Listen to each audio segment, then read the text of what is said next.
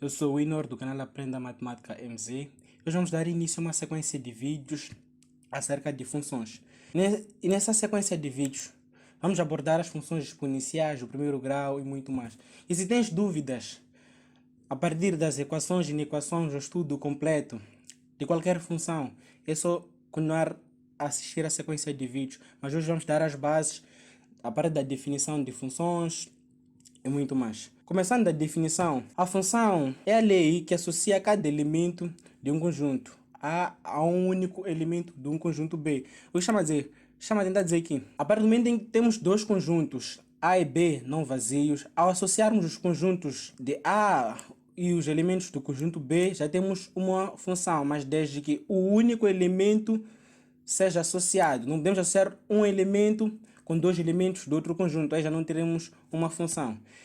E simbolicamente, a função pode ser escrita dessa maneira ou pode ser escrita dessa outra maneira, que é a mais vulgar, y igual a f de x, onde o f é uma letra escolhida para representar qualquer função. Só tentar dizer que o f pode ser substituído por h, g e muito mais, razão pela qual, quando abordamos mais as funções compostas, podemos encontrar o h de x, o g de x e muito mais letras. A expressão A implica B significa que os elementos de A serão qualificados na fórmula f de x. Essa é a fórmula que usamos nas funções. E terão como resultados os elementos do conjunto B. O que significa? Significa que o conjunto A, que é o nosso domínio, é que vai ditar o resultado do conjunto B, porque o conjunto A, sendo ele o domínio, o conjunto B será o contradomínio.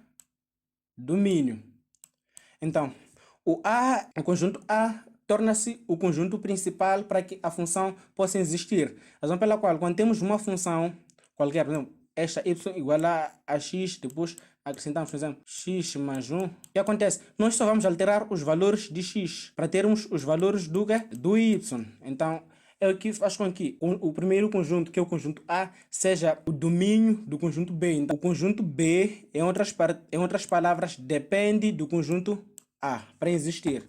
Então, pela definição de conjuntos, temos aqui dois conjuntos não vazios, que é o conjunto A e o conjunto B. Então, podemos ter os elementos do próprio conjunto.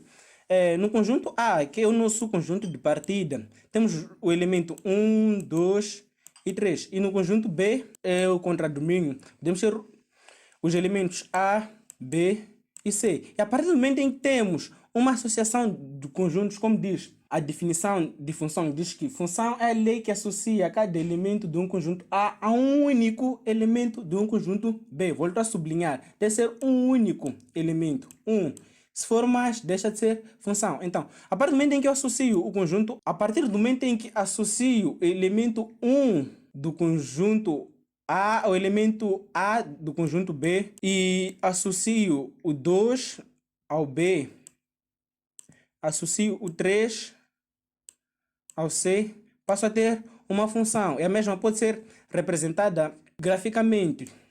Por exemplo, podemos ter aqui o eixo das abscissas, podemos ter aqui o eixo das ordenadas. Aqui temos x e aqui temos o y.